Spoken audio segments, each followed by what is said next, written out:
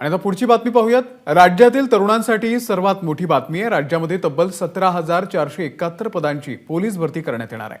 Police भरती 100% करण्यास वित्त विभागाने मंजुरी दिलेली आहे। इतर विभागांना फक्त 50% पदांची भरती करण्यास मंजुरी देण्यात आलेली आहे। वेदांत नेब आपले प्रतिनिधी या संदर्भातले अपडेट देतील। वेदांत,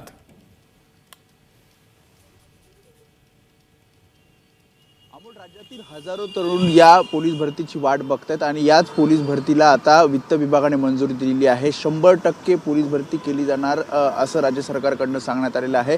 आणि जसं तू सांगितलंस की 17,471 पदं, ज्यामध्ये पोलीस शिपाई चालक, त्यासोबतच सशस्त्र शिपाई, पोलीस शिपाई, कारागृह शिपाई, बँड्समॅन अशा प्रकारचे हे सगळे पदं असणार आहेत।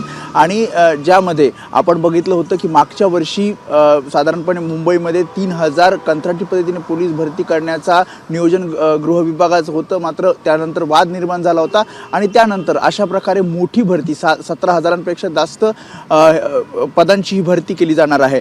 आता वित्त विभागाने मंजुरी दिल्यानंतर पुढची जी प्रक्रिया असणार आहे, गृह विभाग या सगळ्याची प्रक्रिया म्हणजे ही पदभरतीची प्रक्रिया राबवली जाणार आहे। त्याचा थोड्या लवकरच वेळापत्रक सुद्धा जारी केलं जाणार आहे।